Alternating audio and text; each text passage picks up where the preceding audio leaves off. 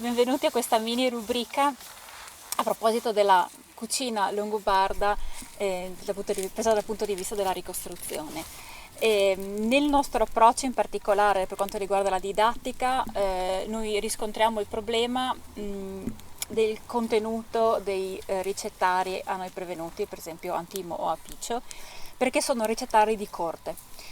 Quello che a noi serve invece a livello didattico è dare uno spaccato realistico di quello che poteva essere la cucina e il tipo di cibo che il longobardo medio poteva trovare sulla propria tavola.